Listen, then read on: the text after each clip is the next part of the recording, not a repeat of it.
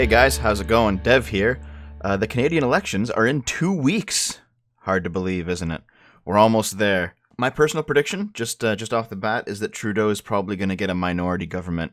I hate to say it, but I think it's true. Not because of his strengths. He's been a pretty terrible prime minister, all things considered. However, his opponents aren't really that strong. And to be frank, that's why he won his first election. It wasn't because of his own strengths. It was because of his father's good name and the fact that all of his opponents were quite weak. But the election's in 2 weeks, and last night was the first and only English debate, believe it or not. There was an informal debate back in September, but Trudeau actually opted not to go. He refused. The other leaders debated without him. And in fact, I think to showcase the point, they left his podium empty on stage. But we've got an English-speaking debate that happened last night, and we've got a French debate later in the week that I'm not going to watch, because screw that. Honestly, French is kind of a joke language here in Canada. They force a lot of us to learn it in schools, and then we instantly purge those memories from our brain the minute we graduate for the most part. And I don't mean to poison the well here or anything, but having seen the debate, it's my opinion that Trudeau didn't do very well, and I would like to showcase why. So everyone get your 4chan poll 2019 Canadian election general debate bingo cards ready, and we're going to see how many of these things we can tick off. That's some incredible artwork, by the way. I always love these things. Many Canadians have felt the implications of a divided world more so than 2015, from U.S. protectionism to Brexit to our growing tensions with China. As Prime Minister, how would you effectively defend both the interests and values of Canadians on the world stage? We know we live in a very challenging time right now, from protectionism to fear-based politics to the transformative technological change people are facing. We need to make sure that Canadians are equipped and tooled to be able to succeed in an uncertain world, and that's why over the past 4 years, we've invested directly in Canadians, help people be optimistic about their future, have the tools to succeed, and the tools to see their kids succeed. We know the environment is a massive and pressing challenge, and building a stronger economy for the future means protecting the environment for the future as well. These are the things we're going to be talking about tonight. This is something that you'll notice about Trudeau throughout this entire night. He doesn't really bring up much in the way of concrete numbers. A few times he does, and other candidates do a little bit more than he does. But he is just a walking talking point. He's basically playing from the same handbook that he did 5 years ago. And that's not going to work this time, in my opinion, because he's now had 5 years of government. At least 5 years ago, it was him outlining his general values and then us voting on them and saying, okay, maybe those values will translate into some kind of concrete action down the road. But he hasn't done most of the things he said he would do during that first campaign. And in this debate, you'll notice he offers no excuse as to why those things haven't been done. And now, with 5 years of government under your belt, Justin, you can't rely solely on values anymore because nothing's come of them. But as you watch this, you'll see that that's how almost all of his answers are framed. A lot of talking points and a lot of dodging questions about specifics. We are the People's Party, and we put Canada first. The other leaders on this stage are globalists. They spend your money to buy a seat at the UN Security Council, and also they are giving your money to other countries to fight climate change in Asia and build roads in Africa. The UN is a dysfunctional organization, and we must be able to fight for our country. Actually, we are the only party that will have a foreign policy that is based on our security and prosperity for our country. Holy shit. So, I guess this is why this guy has kind of become a meme in Canada and elsewhere. You open the debate, your first words, by saying that everyone's a globalist and the UN is a corrupt organization. I mean, he's not wrong, but holy shit. This guy is, for those of you who don't know, this is Maxime Bernier. He's trying to position himself as like the outsider conservative candidate. He was a member of the Conservatives for quite a long time, and he left to start his own party called the People's Party, which is, in my opinion, not a very good name. It doesn't really ring conservatism at all. It rings communism, but it's not a communist party. He left to start his own party because he viewed the Conservatives as too corrupt to be able to be fixed. And he wanted to take his connections and his clout elsewhere. And since then, he's been trying to position himself as the alt-conservative. I don't know how it is in the rest of the world, but in Canada, conservatism has been definitely branded with the stain of religious fundamentalism. And he's trying to go with like the secular conservative option. Kind of like Donald Trump in a sense, but he's not as bombastic as Trump is. almost like the libertarian option in a sense, where he's for small government, he's for devolution of powers, he's anti-globalist. He's kind of positioning his party to be kind of like the UKIP of Canada, if that makes any sense. And his remarks in social media are meme-worthy, they're bombastic, they go viral regularly. And frankly, it's definitely one of those emperor has no clothes situations, because as you'll see in this debate, he doesn't say too much that's unreasonable, and yet he's branded as like a white supremacist. It's kind of unreal to watch. To me, leadership is about who you're fighting for, the choices you make, and whether you're doing what's right for people. And whether it comes to international affairs, standing up to Trump, making sure we fight to build better trade agreements that actually put Canadians first. For me, the question really comes down to, do you have the courage to stand up to the powerful and wealthy interests, the corporations that are having too much influence over Canada? And I've seen so far in Ottawa, whether it's liberal or conservative governments, they haven't had the courage to stand up and fight for people. We're different. We're in it for you. I don't work for the rich and powerful. I work for people. Mr. Singh. This is the NDP candidate, Jagmeet Singh. The NDP, they were born out of the Canadian Communist Party back in, I think, the 60s or the 70s. They reformed themselves and became the New Democrats. They're basically Canada's equivalent of, I guess, the Lib Dems. They're hard left, very hard left, definitely socialist, definitely full of social justice warriors in a sense.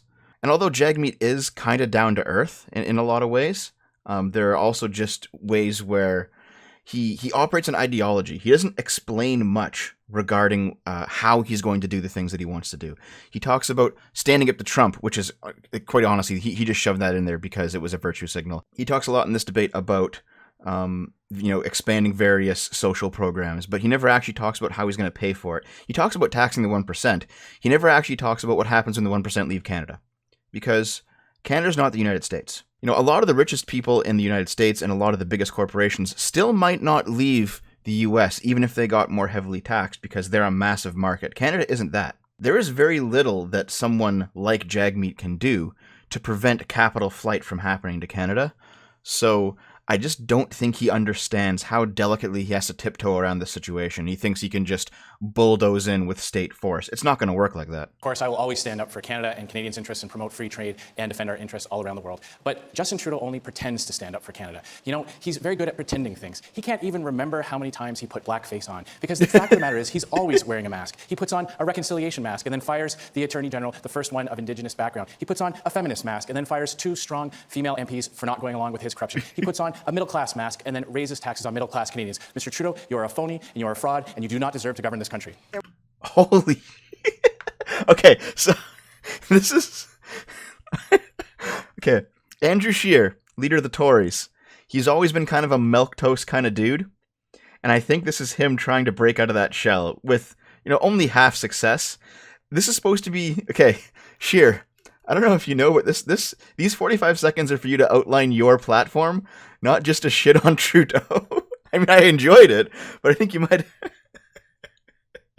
I think you might have squandered your opportunity. Also, that's the only mention of the blackface. It never comes up again. Trudeau never responds to it. They just kind of whitewash that shit, which I guess is appropriate, because that's what you have to do to get that makeup off, eh, Justin? But I want to start by acknowledging that we're on the traditional territory of the Algonquin peoples, and to them, Miigwech. Canada's role in the world is an enviable one. We have a historic reputation for being an honest broker, for being a country that stands up for multilateralism. We have a commitment as a nation to meet the Sustainable Development Goals, which means our future as a world is built on ending poverty and encouraging the education of women and girls. That's a cornerstone. On top of that, we really need to renegotiate the World Trade Organization and make it an organization that promotes climate action. We need a World Trade and Climate Organization. We need to support the rule of law and human rights around the world, because we are world leaders. There's the Greens, Elizabeth May. She's very popular, and she almost always wins her seat whenever she runs for it, but nobody else in her party has ever won a seat, I think, aside from like 1 or 2 other times. So the Green Party, despite constantly getting platformed in these debates, is not much of a political force in Canada. And her party basically competes with space with the NDP because they have very similar policies. In fact, they could probably just merge and be one party, frankly. It's just that she just wants to run for herself, I guess? I don't know. I don't quite know. I think it's because the Greens are more environmentally focused than the NDP, even though the NDP is quite environmentally focused. Also, she is the prime virtue signaler of the bunch. Every single time she talks about a location in Canada, she talks about the native people that used to inhabit that location before Europeans came over. I get the point. I understand. But it's not relevant to the debate. Good evening, everybody, and thank you for having me on behalf of the Bloc Québécois. Having leadership or showing leadership sometimes mean not making mistakes. And arresting the chief financial officer of Huawei might have been a big mistake, for which farmers growing soya or those doing pork or beef might have paid the price. When you're facing a powerful foe like China, you don't try to show biceps if you have only tiny biceps. And this is something that has to be learned. And we would support somebody with real leadership, not making mistakes. Hit the fucking gym, Trudeau. Okay, this guy is the leader of the Bloc. The Bloc are the Quebec separatists. For some reason, they always run in the national elections, even though they only run candidates in Quebec and they only have interest in Quebec politics. And frankly, their long-term goal is to have Quebec leave Canada. I have no clue why this guy is here. I don't know why their party keeps getting invited back if they don't want to be part of the national discussion. And frankly, I don't really care much about this guy's opinions, because he always talks about Quebec rather than Canada. He always talks about what he'll do for people living in Quebec, not for Canadians. I don't know, man. Mr. Bernier, you like to tweet, so let me read some of your tweets back to you. You call diversity in Canada a cult and extreme multiculturalism. You've used the words ghetto and tribes to describe newcomers whom you say bring distrust and potential violence. On Greta Thunberg, the 16-year-old climate change activist, you've called her, quote, clearly mentally unstable. Are these the words of someone with the character and integrity to lead all Canadians and represent us on the world stage? Oh, yeah. Okay. The question, you must tell the truth to Canadians if you want to be the leader of this country. And what I'm saying about extreme multiculturalism, it is not the way to build this country. Yes, this country is a diverse country, and we must be proud of that. But we don't need a legislation like the Multiculturalism Act to tell us who we are. We are a diverse country, and we are proud of that. What I'm saying, because it's in line with the immigration, I'm saying that we must have fewer immigrants in this country to be sure for these people to participate in our society. So it is a great country, but it's time to have a discussion about the immigration. We don't want our country to be like other countries in Europe, where they have a huge difficulty to integrate their immigrants. And I'm a proud Canadian, and that's why I love this country, and I'm the only leader on this stage who wants to have a discussion about the level of immigration. Completely reasonable. There's nothing in that statement that was inflammatory. Simply having a concern about integration does not make you a racist or a white supremacist. Wanting a cap on immigration so that you may preserve the unique culture of the host country is not unreasonable. And he's right when he says that nobody up there wants to actually have a discussion about this issue. The Conservatives and the Liberals are fine with open borders because that gives big business an underclass from which to draw cheap labor. The Greens and the NDP are fine with open borders for ideological reasons. Maxime Bernier is the only person who's saying slow immigration. I mean, Trudeau wants 350,000 immigrants to Canada a year. That's wild. And I've got an upcoming video on Trudeau that I'll put out probably at the end of the week or something, where I discuss some of this stuff in more detail. But Trudeau has also said that Canada is a nation with no identity, which is complete bullshit. It's complete BS. And there's not much in the world that actually offends me, but that's pretty offensive, Justin. The reason that I side with Maxime Bernier on this issue is because he seems to be the only actual political leader who wants to see the preservation of Canadian values and Canadian culture. I mean, Mr. Bernier, after hearing what was just said, you could have just said, hey, man, I messed up. Because those are pretty horrible tweets that you made. And those aren't horrible. Dude, Jagmeet, those aren't horrible tweets. Those are completely reasonable. Jagmeet, you're a Sikh. Your religion was founded as a reaction to Muslims attacking your people. And you're going to sit here and talk about how multiculturalism is good. You can say that because you're a Sikh, because the Sikh community has integrated into the Commonwealth very nicely, and you actually respect human rights. But the Islamists, the people who would impose Sharia on you and I, Jagmeet, they don't respect those values. And you can't simply say that all people are the same, because they're just not. And it's not a race thing, man. It's not a racist thing. It's not a bigoted thing. It's an ideology thing. All people are compatible with Canada, but not all ideologies are compatible with Canadian values. That's what this boils down to. And you are too cowardly to say that.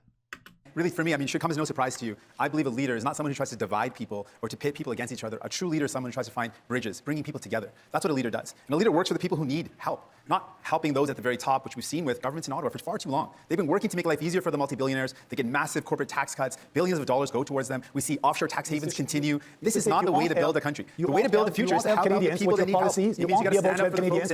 Completely unrelated, Jagmeet. This is not the conversation. The conversation is multiculturalism.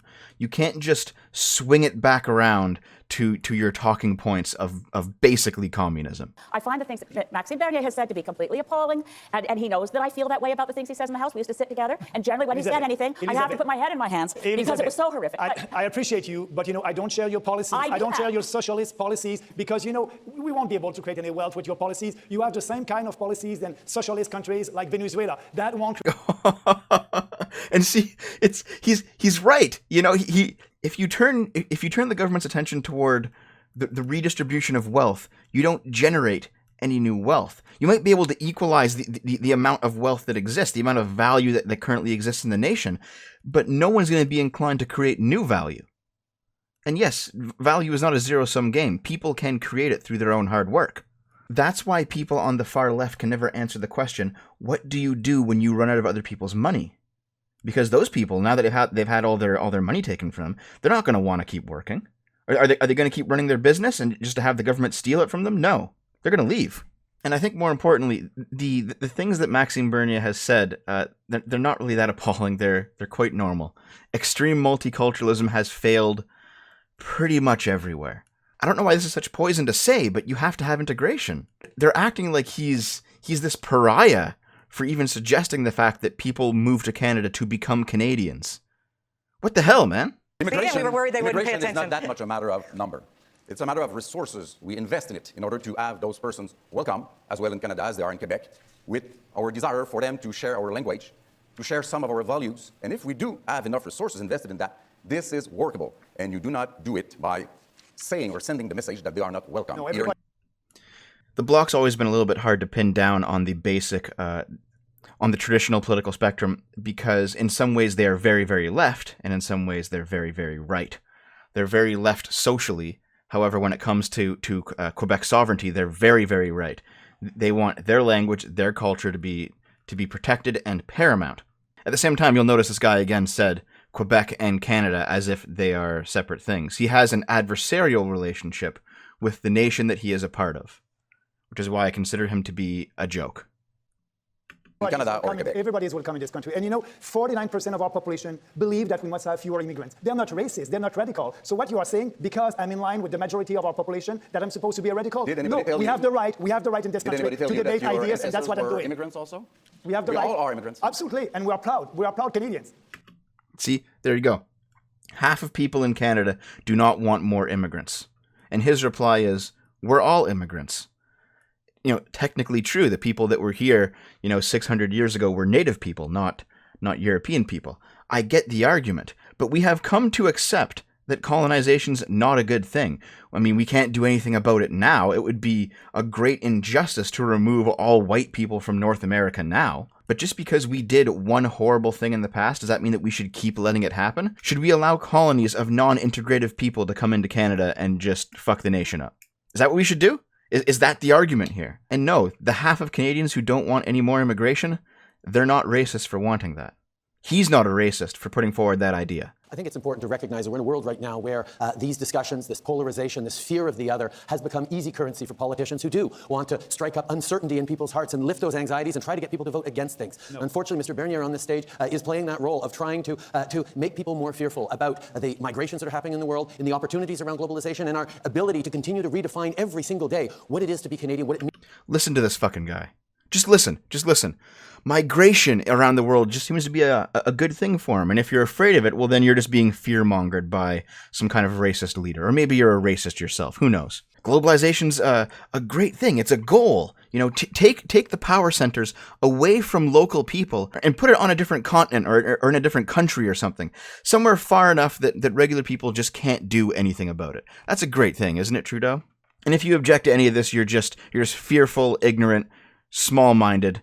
It's such BS. We must celebrate who we are, and I'm proud Canadian like you. And we built this country together, and we want this country to be like that in 25 years. We love this country, and it's not because I want to have a discussion about immigration that I'm radical. Your Only role 6%, on this stage tonight only seems 6%. to be to say publicly what Mr. Scheer thinks privately. No. So that line went viral, that Maxime Bernier only exists to push the more radical elements of conservatism that Andrew Scheer can't actually speak into the public limelight. I don't think that's the case. I don't think that he's, paid opposition or anything like that. I think Maxime Bernier is a patriot who wants to see Canada as it currently exists continue. Meanwhile, Justin Trudeau talks about redefining what it is to be Canadian. What it is to be Canadian is pretty well defined, all right? And I don't agree with some of those definitions, but I get it, all right? There's English and French. In my opinion, there should be probably Ojibwe as a third language. We have history with the native people here. Some very bad history with the native people here, let's be honest. At the same time, there's obviously a lot of good about Canada as it currently stands. There's obviously a lot of good things that we do. There's a lot of good things that we have, that we've created. A lot of good that we've built up here. We don't need to redefine Canada to the point that suddenly people who are completely against our values can be considered Canadian. No, they can't. I'll just be honest here, and if this makes me a radical or something, so be it. If you have a Muslim immigrant who wants to implement Sharia law in Canada, I don't consider them Canadian. I don't consider them part of Canadian values. I don't think we should redefine ourselves to include them as part of who we are. They are antithetical to who we are. I will respect the Constitution. I will respect provinces, and that's very important. And I won't interfere in provincial jurisdiction. I won't interfere in healthcare because it is a provincial jurisdiction. And we cannot, in Ottawa, solve the challenges that we're having for healthcare. And what we can do, we can transfer the money to the provinces. And what I will do, I will let provinces being able to deal with healthcare and with education. That's our Constitution. We'll transfer the GST, so provinces will have the money to deal with that, and they will be able to answer to your challenges. Mr. Van- See, there you go. Devolution of powers. Do not infringe on the rights of the provincial governments to act in their own domains. That seems reasonable to me. With the new Democratic government, we will bring in universal pharmacare for all. You would use your health card, not your credit card, for medication. How are you going to pay for it? Again, it never comes up how it's going to be paid for. He talks about taxing the 1%, but he doesn't really know what that entails or how you have to do it. Jagmeet operates on pure ideology. If you want cooperation with provinces or Quebec, you need to respect the jurisdiction and something that you have to... Provinces or Quebec. As if Quebec isn't a province. Fuck you. In 10 years of Stephen Harper's government, he chose to stop meeting with premiers and first ministers meetings. And we restarted that when we took office in 2015. We were able to strengthen the CPP for a generation. We were able to sign historic health accords with massive investments in home care and in mental health. We were able to invest in infrastructure like housing and public transit across the country. And we continued to work with provinces on renegotiating a NAFTA that it had everyone playing on one team Canada. But yes, with certain provinces right now, we are fighting on the defining issue of our time because Jason Kenney and Doug Ford and other Conservative premiers don't want to do anything on climate change. And we need a government in Ottawa that is going to fight them and fight for Canadians on climate change. And that's exactly what we're going to do. Those of you who don't know, Doug Ford he's basically a Trump-style candidate that won the Ontario premiership. And he has become a liberal boogeyman, in a sense. Now, Doug Ford, he's not a great politician. Frankly, he's kind of a shitbag. But he is, like Trump was, a pressure release valve. Because the previous premier had acted so poorly in how they operated that people said, you know what, we will take the shitbag over institutional corruption. And it was important that Doug Ford got elected. I don't think he's good at his job at all. At the very least, it was a slap to the left saying that we will take somebody this bad over you because you're worse. You're the worst of the two evils, not the better. But more importantly, Trudeau mentioned Stephen Harper, his predecessor. He mentions Harper a lot because Harper was prime minister for something like 10 years, something around those lines. And he doesn't actually have much to say about Andrew Scheer. He just talks about Stephen Harper when he talks about the Tories. Maybe because, I don't know, maybe because Scheer hasn't formed a government yet, so you can't really critique what he would do. Maybe it's because he wants to establish some kind of direct link between Scheer and Harper. But the truth is, Harper was only so-so as prime minister. He didn't have the best stints as leader of Canada, but he was better than Trudeau. And I think on some level Trudeau needs to understand that he's not running against Harper this time. The field is different than it was in 2015. You criticize Mr. Harper on his climate targets, but you failed to achieve them. You criticize Mr. Harper on the fact that he cut healthcare funding, and you also cut them. You criticize Mr. Harper and Conservatives on giving billions to billionaires and corporations, but you gave $14 billion more. The question is this: why do you keep letting down the people that voted for you? First thing we did was cut taxes for the middle class and raise them for the wealthiest 1%. And on climate change, after 10 years of Stephen Harper doing nothing, in just 4 years, we've reached 3/4 of the way to our 2030 targets, which we will meet and surpass. But we know that's not enough. We're going to continue to do more, like planting 2 billion trees, like moving forward on giving money upfront so people can retrofit their homes, on making Canada net zero by 2050. We know how important it is to move forward. And right now, Mr. Scheer has promised that the first thing he would do is rip up the only real plan to fight climate change that Canada has ever had. These are the things we're going to be moving forward on because Canadians expect us to. We lifted 900,000 people out of poverty with our investments in families, with the Canada Child Benefit, and things that actually, Mr. Scheer and Mr. Singh, the NDP voted against. Another thing that happens throughout the entire debate is that Trudeau, he kind of tries to play the middle, and he puts on all these different hats. So, for example, when the people on the left attack him, like the NDP and the Greens, he says, no, look at all the leftist things we've done. Our way is working. And then when people on the right attack him, well, he doesn't actually try to play the right at all. He just kind of calls them discriminatory. But, whatever.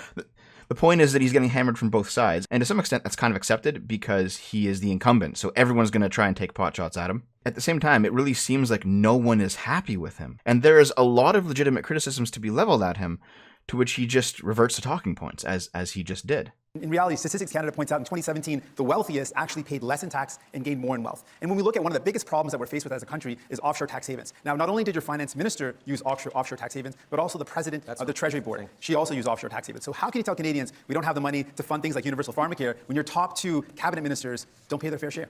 See, at the very least, we can go to StatsCan 2017 now if we wanted, and look up to see whether or not that figure was true. You can, in fact, hit up some older news articles and check out the corruption of Trudeau's ministers. I don't like Jagmeet, but at the very least, he talks about tangible things rather than talking points. And yeah, I have a basically a Trouble with Trudeau 2 video coming before the election, describing a lot of his problems, and oh boy, does he have some problems right now. Mr. Trudeau has not changed the climate targets from those of Mr. Harper. It needs to be said very clearly, and I'm so disappointed because I believed the Liberals in 2015 that they would go with science-based, evidence-based policies. But the target that Mr. Trudeau is saying he will hit by 2030 is a target for losing the fight against climate change because it ignores the science, it ignores the IPCC advice. And on this stage tonight, the Green Party is the only party with a plan, Mission Possible, that will actually protect us. A plan that will destroy the economy. Here's the thing about the environment insofar as Canada is concerned.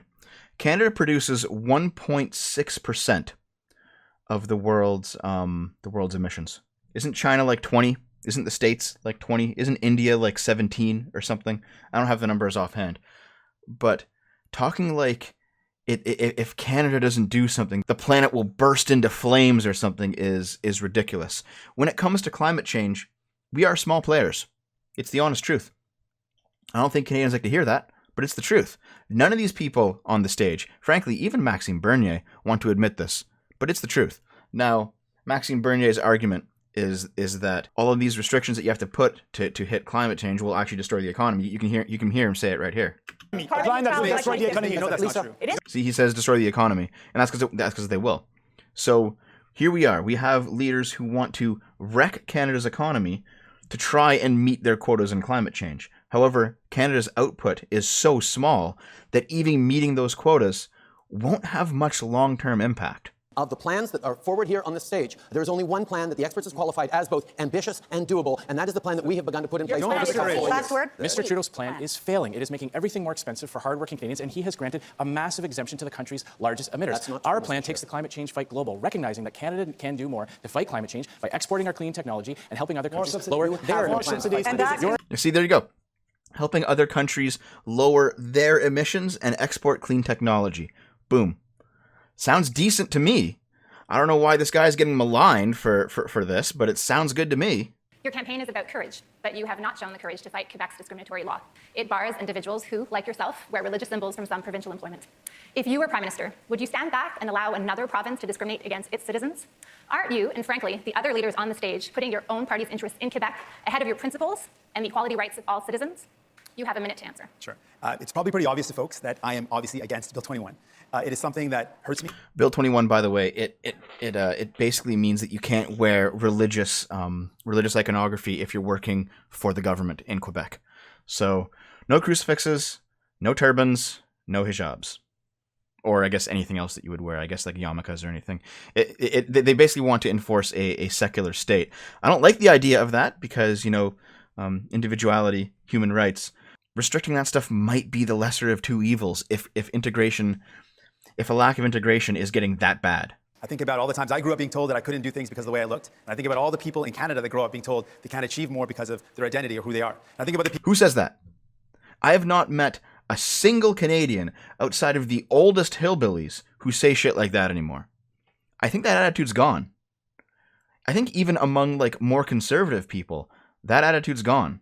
People in Quebec right now that are being told just because they wear a hijab that they can't be a teacher, or if they wear a yarmulke they can't be a judge, and that's hurtful and it's wrong. And it probably comes as no surprise that I'm opposed to laws that divide people. And what I do every single day when I go to Quebec is I say, hey, I'm here. I'm someone that believes in fighting the climate crisis. I'm someone that believes in firmly and unequivocally the rights of women, the right of women to choose and to build more access to abortion services. I believe firmly in making sure we tackle the powerful corporations that are influencing government and that are not allowing None of this is related. It's talking points. I believe it's very important for people to understand that while we will not intervene in this court case as a conservative government, we do recognize, and the Conservative Party always stands for freedom and equality and individual liberty, and we will make sure that this does. We will not pursue this type of bill at the federal level. I want to just touch on one of the themes of this discussion is polarization. Here's what's interesting.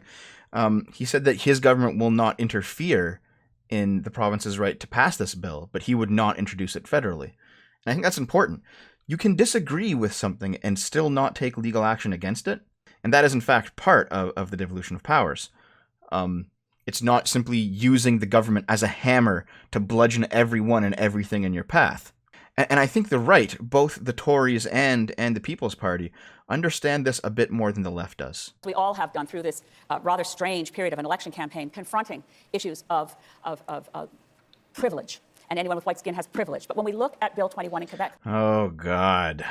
With 70% of the population of Quebec supporting the Bill 21 and 70% of the members of parliament in Quebec supporting Bill 21, it's hardly a polarization issue in Quebec. See, this is where this guy's Quebec, not Canada attitude kind of serves him, even though I still think it's kind of stupid in this context. But he says, hey, where I'm from, it's not a polarizing issue. 70% of people in Quebec want this bill. So even though the Bloc does sometimes promote socialist policies, they're also very much for the devolution of powers. It's, like I said, they're hard to pin down on the spectrum. But I do know that being like a Quebec-only party in a Canadian national election is just ridiculous on the face of it. It's kind of like the Scottish National Party who run in the UK's elections. Like, they're never going to form a government because they're only interested in Scotland. Mr. Singh, you have spoken very eloquently about discrimination and fought against it all your life. And that's why it's so surprising to have heard you say, like every other leader on the stage, the federal government under you would not intervene in the question of Bill 21 in Quebec. It's a question where, yes, it's awkward politically because, as Mr. Blanchette says, it is very popular. But I'm the only one on the stage who has said, yes, a federal government might have to intervene on this because the federal government needs to protect minority rights, needs to protect language rights, needs to protect women's rights, and needs to do that right across the country. The federal government needs to be a hammer. It's like I said. He doesn't understand that you can't simply use the powers of the government to bludgeon your way into everything. You didn't say that you would possibly intervene. You didn't even leave the door open, and that's not... Let's be honest for a second here. Every single day of my life is fighting a bill like Bill 21. So why won't you fight it if you form government? Every single day of my life is challenging people who think that you can't do things because of the way you look. Man, you are one of the most privileged people in Canada. You're on a national stage with the leaders of other parties. You are the leader of a prominent party yourself. And you're talking about every single day is fighting this kind of oppression. Like, are you kidding me? You know, I get it. Brown skin, turban, beard. Some people are going to look at you funny. Some people might throw a slur at you. It shouldn't happen. It's disgusting. I understand. To act like that you are not the height of privilege despite those things is quite frankly ridiculous. About the Bill 21, we must respect the Constitution. And we won't interfere at the federal level. That's the decision from the provincial government. And that's what we must do. But also, Mr. Singh, you said that you didn't want... Boom. Respect the Constitution. Don't interfere with the provinces at the federal level. Great. I mean, again, I don't really agree with Bill 21 either, but that's the right answer. For a federal leader, that is the right answer. So you're for diversity. But what about diversity of opinions? I have the right to have another opinion about immigration, and I don't know why you're not. You're a leader, and you must try to have everybody on your side. But are you believing in free speech? Are you believing in free speech only when people are saying things that you want to hear? You're asking the question. Let me answer it. After a couple of minutes of this debate tonight, I think people can clearly see why I didn't think you should deserve a platform. The comments that you're making, the type of things you say, there's one thing to say that you disagree with somebody, that's fine. But when you incite hatred, when you incite division, no, I don't. It's not true. You cannot say that. You insult a young girl, I just want to have a debate. Ask about her mental stability, it shows a lack of judgment. You don't deserve a platform, and I'm happy to challenge you on that because your ideas are hurtful to Canada. I will always work to build unity and bring people together. Unity like you. Okay, Holy shit. Okay, so because Maxime Bernier talks about limiting immigration, because he talks about the negative effects of extreme multiculturalism, because he talks about the problems of non-integrative immigrants into Canada, he's hurtful. He hurts Canada. Are you crazy? There was a great debate on whether or not to even invite Maxime Bernier, And Jagmeet's position is that he shouldn't have been there. There's no reason to hold that position. I mean, let's say his ideas are as bad as you think they are, Jagmeet. Surely you would be able to absolutely destroy them in a debate. You haven't. This is a debate. You can do it, but you haven't. You've just said that he's hurtful. You don't stop extremism by isolating it. When you isolate it, it goes into an echo chamber and festers. You stop it by debating it and showing other people who are watching the debate how right you are and how wrong they are. You're not willing to do this with Maxime Bernier because you know that he would wipe the floor with you if you actually got down to comparing ideologies and the effects of immigration. You don't want to have that discussion, which is why you didn't want him at the debate. In my opinion, Jagmeet, you're a coward. What is very dangerous is when you have a prime minister like Justin Trudeau who uses legitimate issues like racism and hateful language to demonize anyone who disagrees with him, calling people un-Canadian for disagreeing with his failure on the border. Thank you very much, Mr. Chair. I'm sorry. I mean, he was cut off, but he's also right. There are legitimate refugees from Middle Eastern nations and elsewhere who come to Canada because they want to be Canadian. And inviting in the Sharia types is only going to make life harder for them, not easier. They came here to escape the barbarism of their home country. We don't want to import that same barbarism. Thanks, Paige, and hey to UBC. Thank you. I raise my hands to Musqueam, Squamish, and Tsleil-Waututh territory.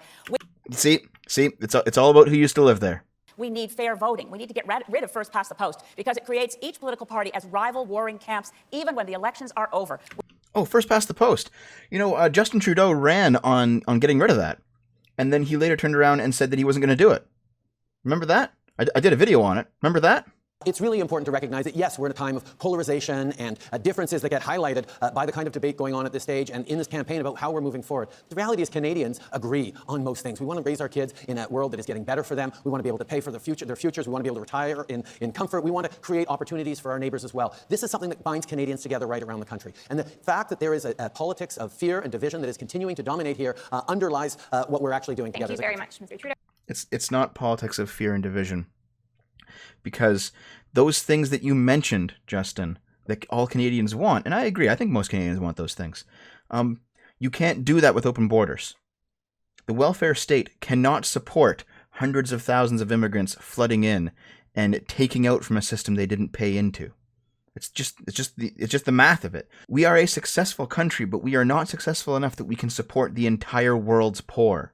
And I'm not a racist for saying that. It's just the numbers. It's the truth. Speaking about immigration, it is not polarization. Actually, Canada receives more immigrants per capita than any other Western countries, 3 times higher than the US. So we must have a discussion about that. It is the equivalent of 1 Nova Scotia every 3 years, like the population of Nova Scotia every 3 years here in Canada. So, they're all for mass immigration. I'm for a sustainable immigration, and that's why we must have fewer immigrants, a maximum of 150,000 a year, with more economic immigrants for our country. Seems completely reasonable. Nothing about that was racist. He didn't mention a single race or a single location from where the immigrants are coming from. He didn't even mention a single ideology, although in my opinion, the biggest problem is competing ideologies, incompatible ideologies flooding into Canada. He just talked about the economic realities of the numbers, and it was a completely reasonable thing to say. Mr. Trudeau, you broke ethics laws twice. You interfered in an ongoing criminal court proceeding. You shut down parliamentary investigations into your corruption, and you fired the only 2 people in your caucus who were speaking out against what you were trying to do just for telling the truth. Tell me, when did you decide that the rules don't apply to you? This will be something that I bring up in that video, by the way, that upcoming video. Trudeau's corruption. The SNC scandal. Oh, God. I can't go into it now, guys, but you will see.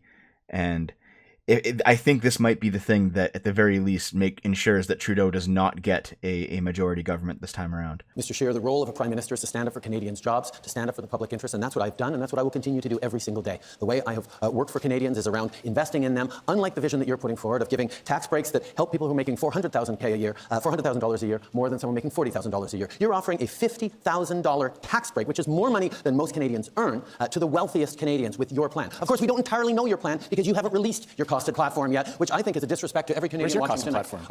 You'll notice that he didn't say a single thing about the corruption or the court case currently going on. Didn't say a single thing. Pure dodge. Went completely back to talking points. We started off talking and about raise your them on the corruption wealthiest 1%, and your scandal. and you voted against looked that. Canadians in the eye and you said that the allegations in the Globe and Mail were false. You said Jody Wilson-Raybould They were never false. came to you. You said you never put pressure on her. We now know that those were all lies. You have failed to tell the truth on this Mr. corruption Scheer, scandal. the responsibility of any prime minister is to stand up for jobs. And what And you're the saying is CEO you wouldn't have done The it. CEO of SNC Lavalin said he never threatened jobs or moving the headquarters. You are making that up again. See, complete dodge. He talks about specific people in specific publications, specific articles, talking about what Justin Trudeau did, the corruption. He didn't say a single thing about it. Justin Trudeau will never answer questions about the SNC scandal. Don't worry, I'll talk about it someday. We're going to save families money by investing in Pharmacare for All, which is going to save families over $500 a month. Pharmacare We're going to is invest in provincial childcare. jurisdiction, We're going to invest in It's a provincial childcare. Let me finish my jurisdiction. point here. We're going to invest in childcare, which is going to save families thousands of dollars a month. And we're going to make sure that those families that earn less than $70,000 get Dentacare. That's going to save families at least $1,240 a month. Our tax Where will you find the money? Where will you find the money? This is a conservative spin. Where we're going to find the money is this. Yeah. We're going to ask In the our wealthiest pockets. Canadians, those who have wealth of over $20 million, those who have fortunes of over $20 million, we're going to ask them to pay a little bit more. Yes. How do you prevent them from leaving the country?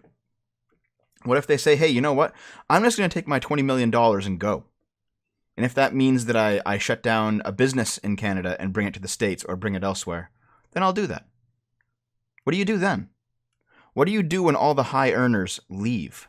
It's the United Nations Declaration on the Rights of Indigenous Peoples needs to come into force of law in this country. I know you oppose it because of the debate we had at Maclean's, but the reality of it is Section 35 of the Constitution already requires consultation, and it does not boil down to... The thing about the UN Declaration of the Rights of Indigenous Persons is that it is largely considered unworkable in law. The Justice Minister in 2016 said that adopting the United Nations Declaration on the Rights of Indigenous Peoples is unworkable.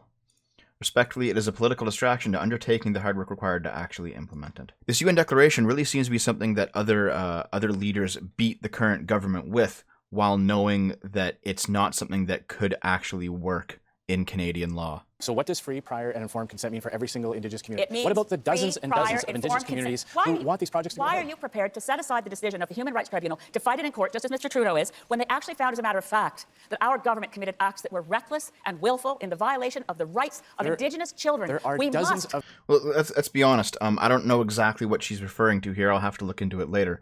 But in general, the Human Rights Tribunal in Canada is a joke body.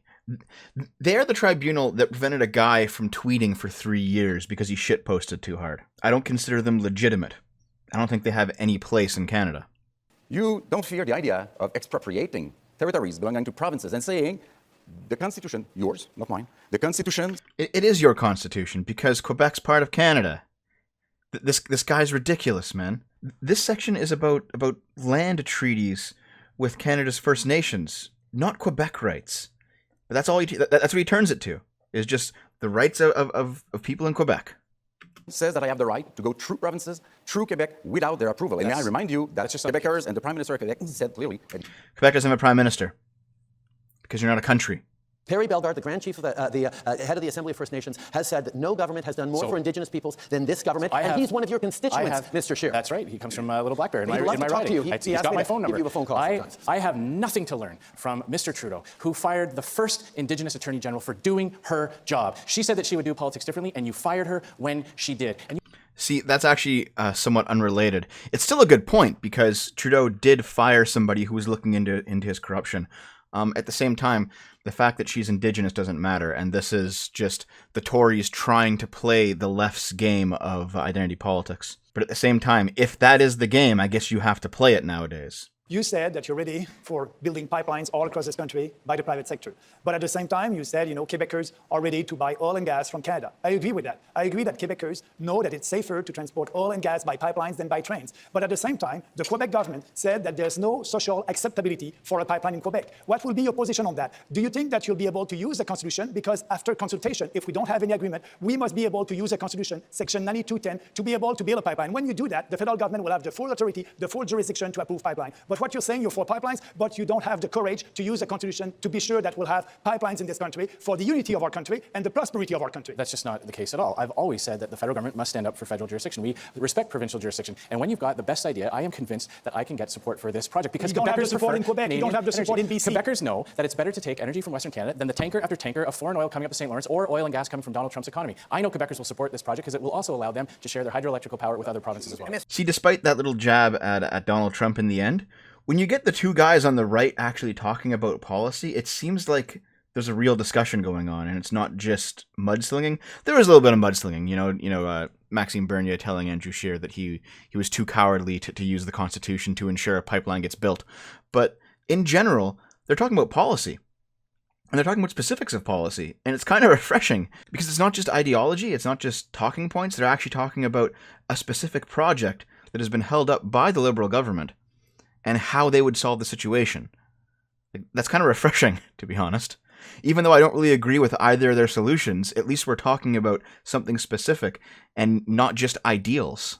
I went to Grassy Narrows again just recently. We've got a community impacted by mercury poisoning, and an Indigenous activist went to a private fundraiser where Mr. Trudeau mocked that Indigenous activist, saying thank you for your donation to someone living with mercury poisoning. Because he's a fraud. What kind of prime minister does that? I wish I had that answer, but one that doesn't deserve to be reelected. Oh boy, future video. It's not a short-term project. It is on us as settler Canadians to bring justice. Settler Canadians. That is how the Greens, at least, I'm pretty sure most of the radical left in Canada, but the Greens, at least, view white people in Canada, not as Canadians, as settler Canadians. They have to have this distinction where we're the settler Canadians and then the Aboriginals are, I guess, the native Canadians. Considering how much fluff has been given about the politics of divisiveness in this debate, it is ridiculous to use term like settler Canadian. I do not view myself as a settler Canadian, nor will I ever view myself as a settler Canadian. I don't accept that label. I don't even accept, Italian Canadian or Irish Canadian or Newfoundlander. I'm a Canadian, and that's that. No other leader is ready to build a new relationship with our First Nation. They all support the status quo. But the system is broken. We still have extreme poverty on reserve. We need a bold reform, and we are the only party that will try to implement property rights on reserve and also establish a new relationship based on self-reliance for these communities. We need to build a new system, working with them, but that's not what they want, because we cannot fix the system right now if we don't do a bold reform, and we are ready for that. This is what's interesting about this. Those of you who don't know, how the First Nations reserve system works in Canada is that all of the reserve property is communally owned, which means that it's basically owned by the chiefs of that nation, and they're just funded by the government. And so when a First Nations person lives in a house on a reserve, they don't actually own the house. They can't sell the house. And on surface it sounds good, free housing, great. At the same time, it also means that you don't have any kind of capital to leave. If you wanted to sell your house and move off reserve, you can't do that because you don't own the house. And so it ends up being the case that there's a lot of alcoholism and drug problems on Canada's reserves. They are, in fact, under a lot of boil water advisories. The conditions on them are appalling. And at the same time, the people who live there, they seem to largely have no desire to actually help themselves. But not only no desire, but also no ability to help themselves, because they don't own any property. They can't really, get off the reserve. At least some of them do. Some of them have, because there are also subsidies that come through the reserve system to allow people to go to school, and they pay for part of their tuition. So they can, in fact, leave the reserve. But man, when they leave the reserve, they don't go back. They go to like a Canadian city and they work a regular job and they own a house themselves. People who are stuck on the reserve, they're stuck there and they can't leave, and they don't really have anything. A lot of stuff is just provided to them. So it's become this negative feedback loop where the government is willing to provide for them based on various treaty rights and based on the fact that, unlike in the United States, Canada's First Nations were never really conquered in a sense. So in the past, there was this sense of allowing the First Nations to live as they like in this reserve system. However, to be quite frank and open about it, European technology was always significantly more advanced than First Nations technology. And so when Canada modernized and became, a regional power and became a world economic power in a sense, and became one of the G8 and a first world nation and the whole bit, the First Nations, still living traditional lives, were like, well, what the hell? Like, aren't we in Canada too? Like, how come we're subsisting off the land as Canada transforms itself into this great nation? And so it's become this limbo where the reserve system is broken, it's not working. The First Nations people living within the system are completely destitute and addicted to a number of things, but at the same time, they're also very dependent on those handouts. And it kind of goes both ways in a sense, where they're both victims of the environment and of the government, but also victims of themselves and each other. It is appalling that this kind of thing happens in Canada. Maxime Bernier's solution here, and he seems to be the only one who even talks about it, is to basically remove the reserve system and privatize the property within so that people actually own property. Now, on the one hand, that would be what helps them. Like, fundamentally, it would be. On the other hand, it would completely destroy not only the reserve system, but large parts of Native culture. And they don't want that. And I understand that they don't want that, but it's like, you can live a modern lifestyle or you can't. And if you can't complain that you're not living a modern lifestyle. This half-assed solution of the reserve system is ruining the Native population in Canada. It's terrible. But the solutions are to go backwards and live how they used to live before Europeans showed up, which is no good, frankly. Like, do you really want to do that? If you're Native and you listen to this, do you really want to do that?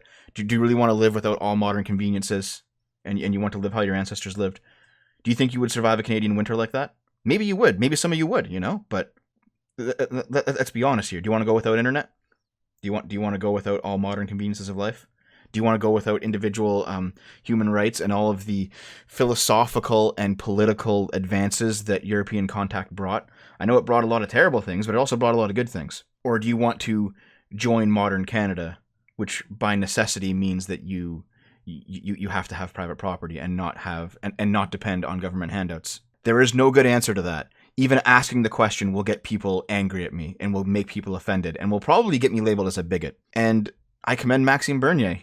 Another reason for them to call him a racist, but he's actually asking a proper question and putting forward an imperfect solution, but it's better than anything that anybody else wants to do. The science is clear. Your target is a commitment to failure. That's why it's so doable and achievable, because it doesn't do what the IPCC says we must do. We must go off fossil fuels as quickly as possible. And you bought a pipeline.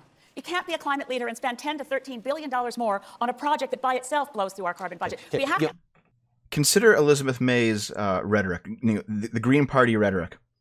Trudeau's plan is doable because it won't do anything. Is the implication that what we need to do to solve the climate crisis, if it is as you describe, is the implication that what needs to be done is not doable? Because if that's the case, then we're fucked anyway, so what does it matter? People must know that Mr. Scheer and Mr. Trudeau, you're the same on climate change. You want to impose a carbon tax on Canadians, and you want to impose more costly regulation. I think that's the most offensive thing you said all night, Max, that we're the same on climate change. You want to impose also a big tax on the big emitters. So you're the same on climate change, and you won't be able to achieve your targets. He hasn't said anything offensive. That's the most offensive thing you've said all night, Max, is it? I mean, maybe it is, but he hasn't really said much in a way that's been offensive. I know that these guys are desperate to paint Maxime Bernier as this white supremacist or something, but it's getting pretty desperate, The way to bring more public service, to bring more help to Canadians, childcare, banning tuition, investing in post-secondary education, pharmacare... Banning tuition.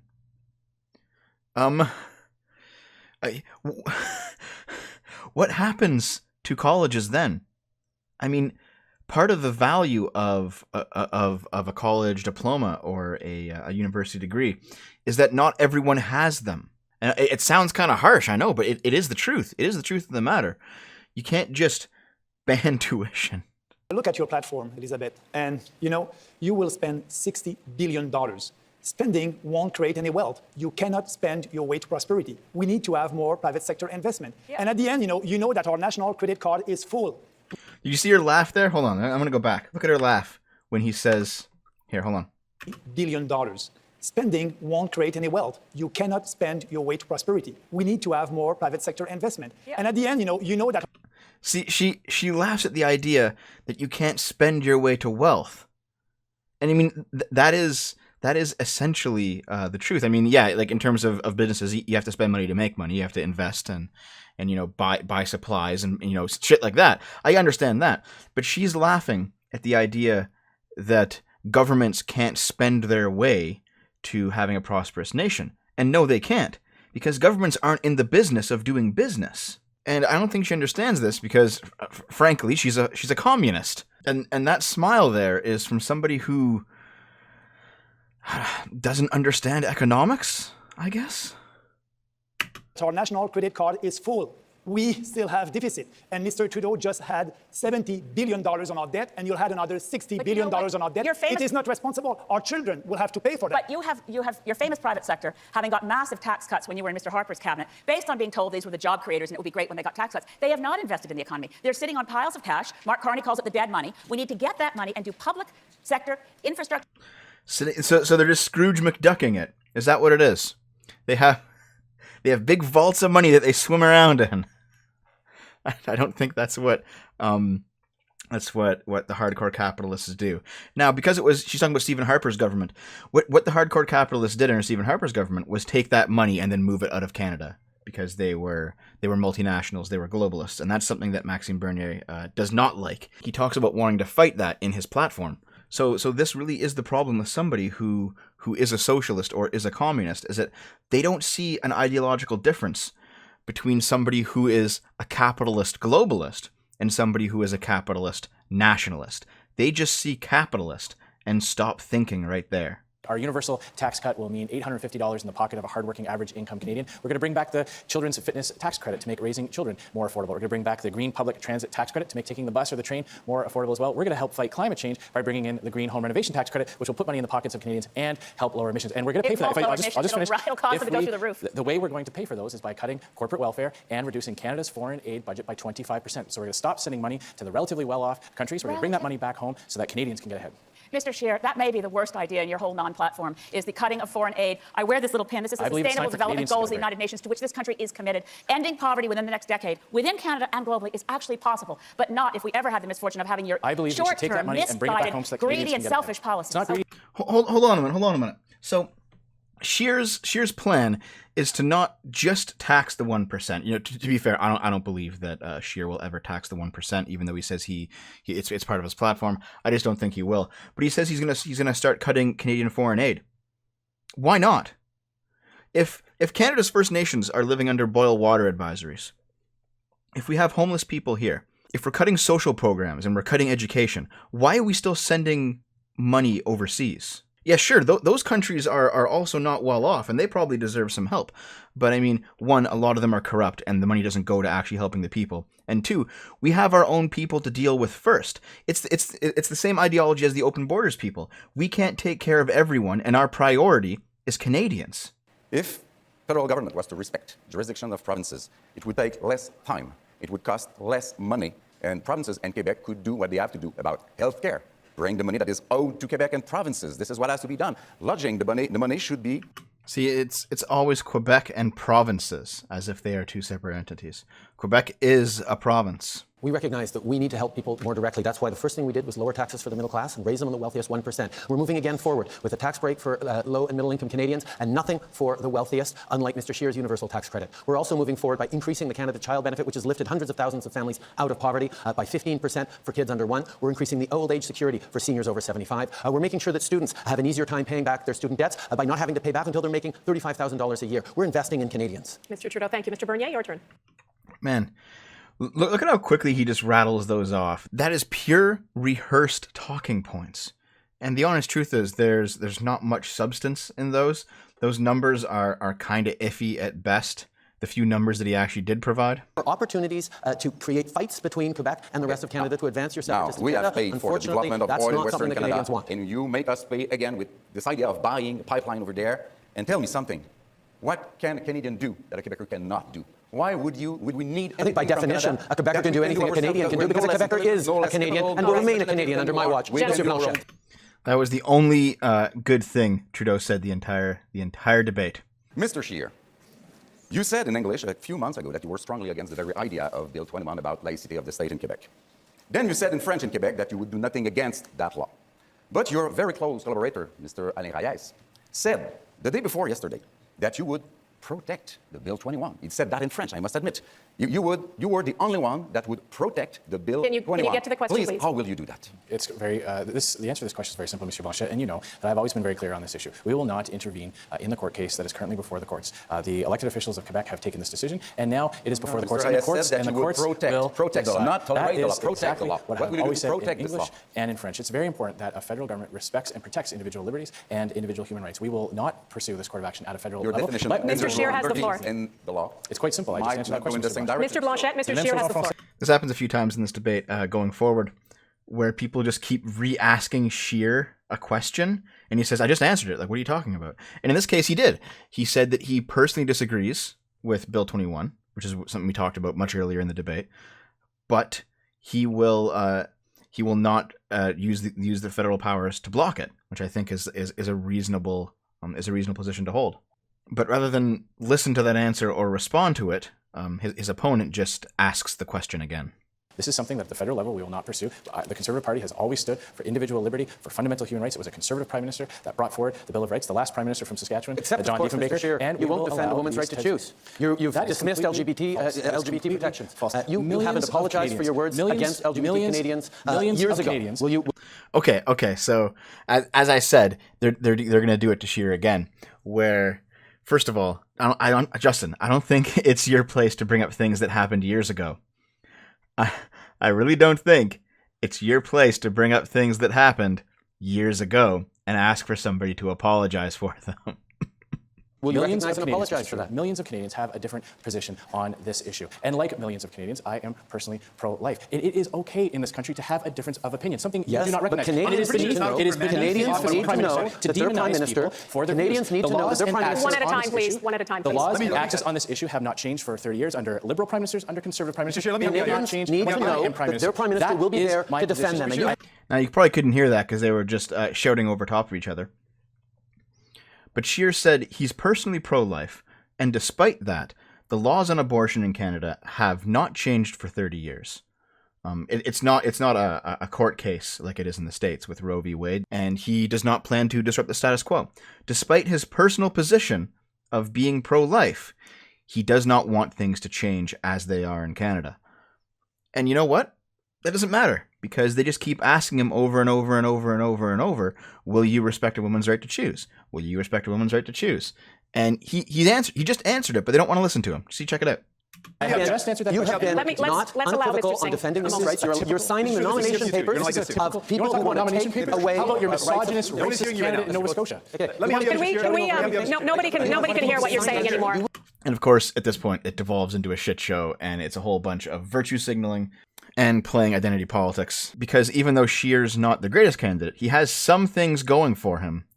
And at the same time, he also does resort to identity politics because he knows that that's the game that's currently being played right now into larger political discussion. At the same time, check out Maxime Bernier's face here. He is just so fed up with this nonsense. Like, check it out. will be signing the nomination papers. This is a man who knows this is an absurd discussion and has checked out of the stupidity. Our next theme, we've already talked about it a little bit, but now we will for real, the environment and energy. And we will...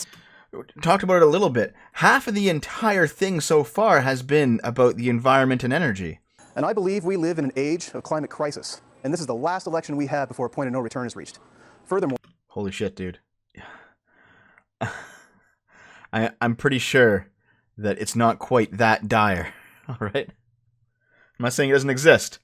I just don't think that we are not headed for the barbecue, in the next few years or anything. As Mr. Blanchet said, Quebec and other provinces like BC have moved forward with putting a price on pollution. We've ensured that price is put in right across the country because it is a mechanism that will both lower emissions and ensure that Canadians can afford this transition. The choice tonight is very clear between two parties that have very different views. See, he didn't really answer the question before moving on. The question was, most businesses view the carbon tax as just a price they have to pay to enter into a marketplace. And Trudeau says, yeah, we've made the carbon tax nationwide. Yeah, but that's not an answer to the question, Justin. I don't know if you've noticed. That's how he handles a lot of things. He spends maybe 15 seconds sidestepping a question and then the rest of his time talking about talking points. First of all, we want to do things that are possible. We want to do things that are possible to protect our health, our air, our environment, our water. All the other leaders claim to save the world and to save the climate. They cannot. Canada represents only 1.6% of the green gas emission. There you go. An actual figure. Canada represents 1.6 of greenhouse gas emissions. How do we stop climate change as Canadians? Well, it seems like it might be a bit out of our control.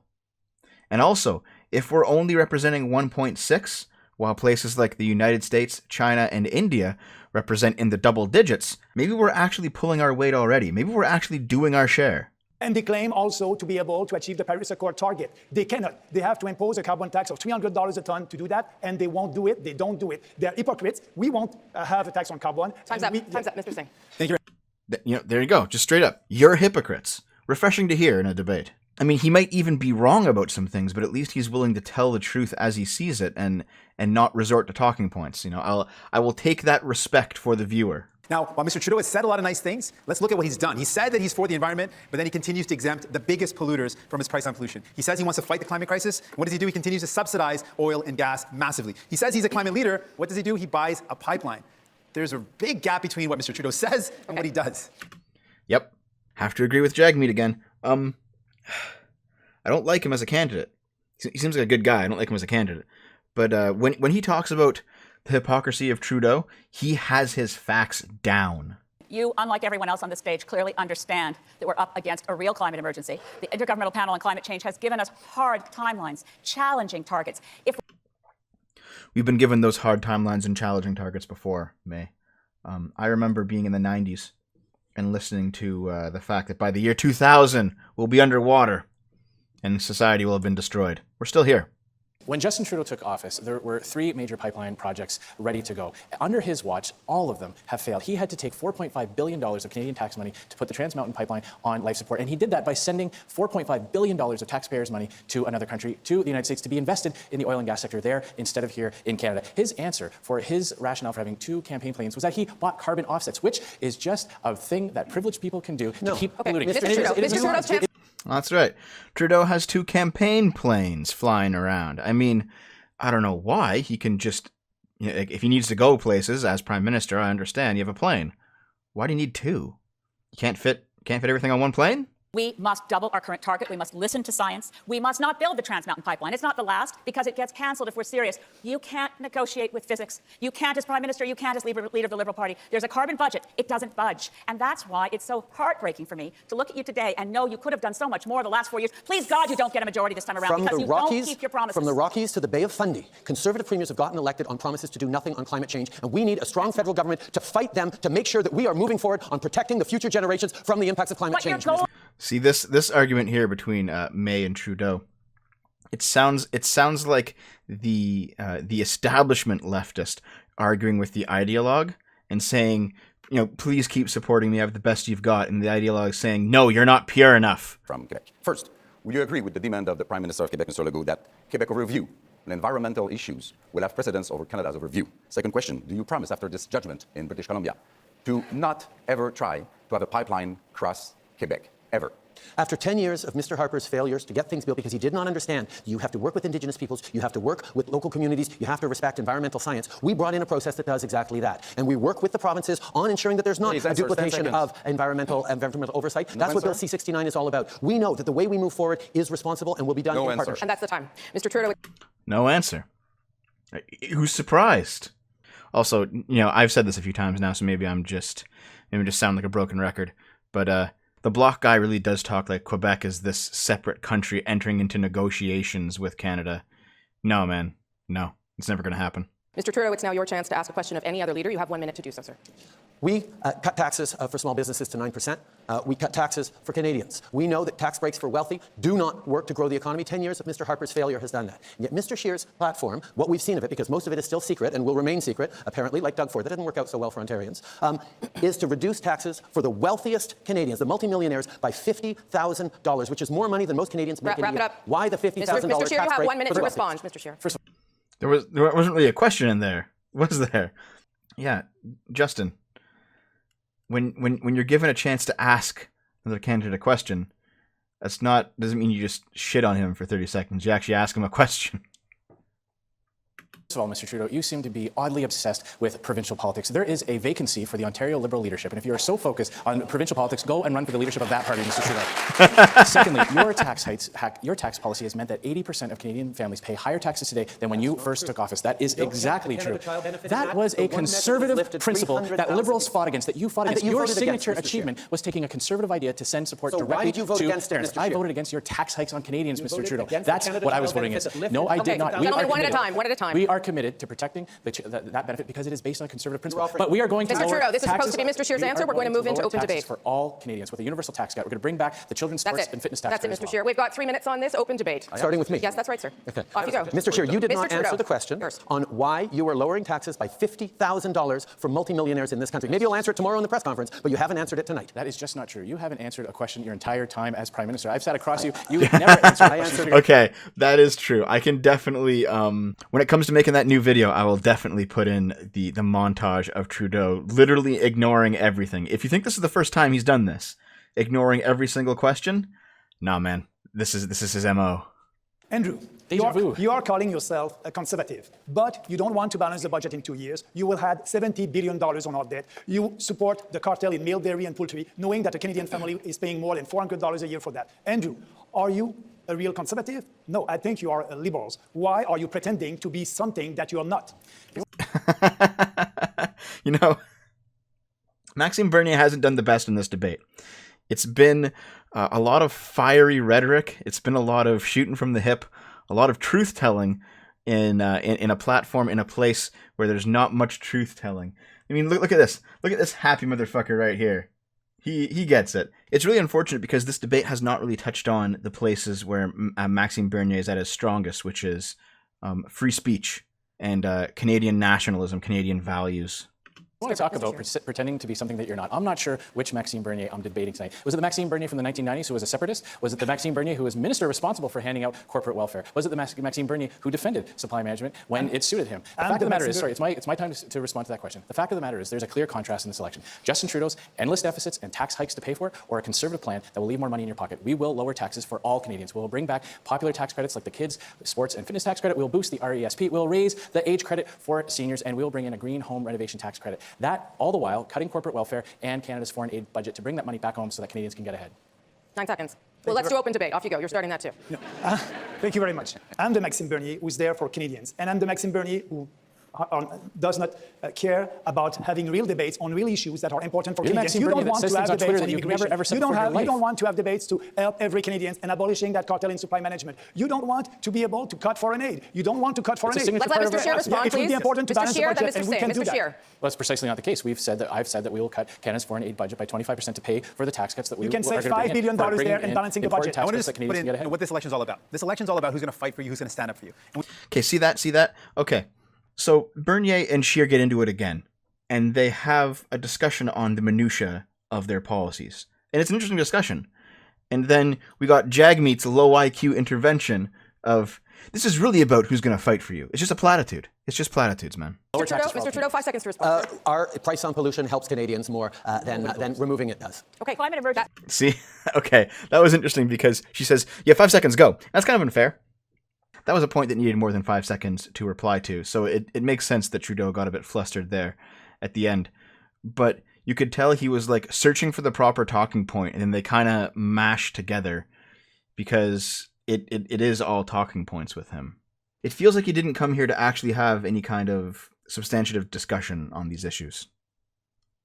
That's it. Thank you. That brings us to the end of this segment and to the end of this debate. We want to thank all of you, of course, for taking the time, our questioners tonight, and all of you for watching live in person and on your various screens. Just a reminder, as Monsieur Blanchet hinted at, that French language debate is later on this week, Thursday at 8 p.m. Eastern. On behalf... Yep, and that's useless because, frankly, fuck French. Maxime Bernier's, frankly, massive social media presence came up a few times in this debate. And so I want to show you something along the lines of what he posts regularly. This election will go down in history as the one where identity politics went off the rails. Can we get back to debating policies? This is in reply to the official Conservative Party's tweet that Justin Trudeau's next cabinet has racists, misogynists, anti-Semites, and conspiracy theorists in it. He stands by all of them. He hasn't fired a single one. And I think this can be best exemplified by that one bit where Maxime Bernier, looked up at the sky, shook his head, and then put his head down. I get it. Identity politics does not help anyone, and pretty much everyone there except Maxime Bernier played on identity politics. And of course, we would not. And of course, this wouldn't be a debate without a Canadian-flavored version of somebody saying something over and over and over and over, because saying it multiple times makes it true, I guess. Allowing Maxime Bernier on stage platforms white supremacy. Does it? Is Maxime Bernier a white supremacist? Are you sure about that? Nothing that he said in there sounds like white supremacy to me. He sounds completely reasonable. Well, maybe this is the white supremacy here. Bernier promises to build border fences if he's elected prime minister. He said, "We cannot be the welfare state of the planet. Canada must look after its own citizens first and focus on newcomers who bring economic value to the country." He denounced mass immigration and extreme multiculturalism, saying these policies would lead to social conflicts and potentially violence. These ideas have nothing to do with freedom, his speech said, but rather a very dangerous type of social engineering. He identified Islamism, or political Islam, as a threat to our values and way of life. And apparently half of respondents in a poll think immigration levels are too high. Well, is he wrong? And is this racist to say? I don't think it is. I don't think it's white supremacist to point out that Islamists are basically cancerous to Western liberal democracies. They're incompatible. This is a lie based on the idea that all cultures are equal, a lie destructive of our Western liberal democratic heritage, traditions, and values based on individual rights and freedoms. Where's the racism? Where's the falsehood? A People's Party government would focus on religious minorities in majority Muslim countries and members of sexual minorities instead of refugees identified by the United Nations. What's the problem? Seriously, what's the problem? What possible complaint could, say, the LGBTQ community have against this proposal?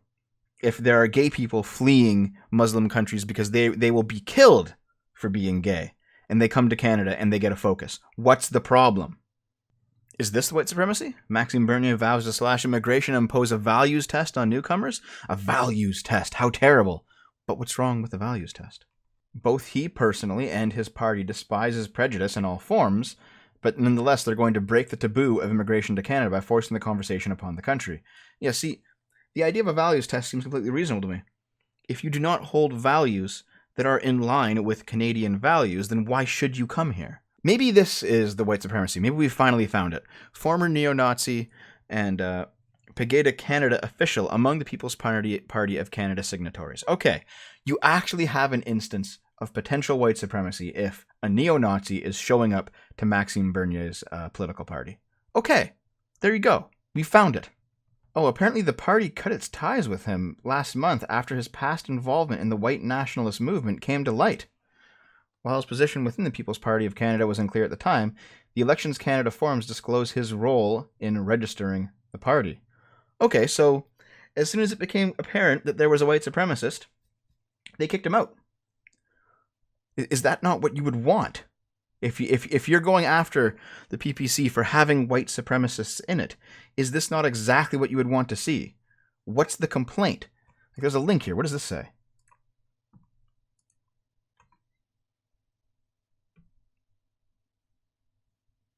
Man linked to neo-Nazi group in the U.S., no longer with the People's Party of Canada. Is this not the appropriate response? Of course, you have to know that tangible results will never be enough.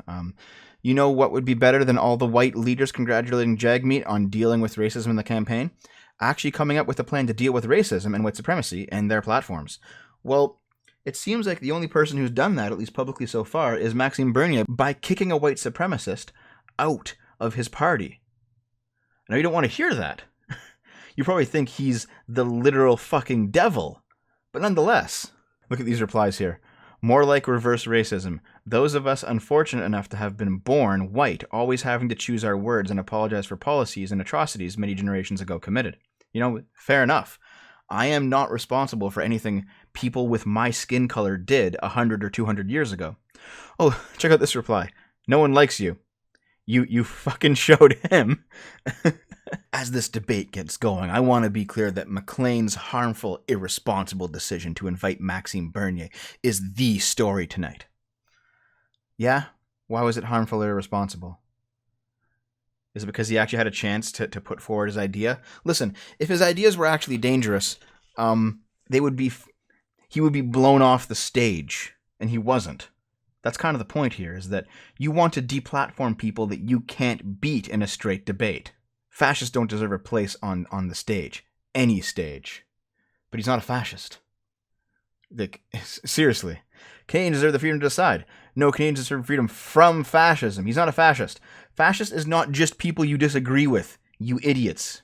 Of course it comes from a Joker dick butt avatar.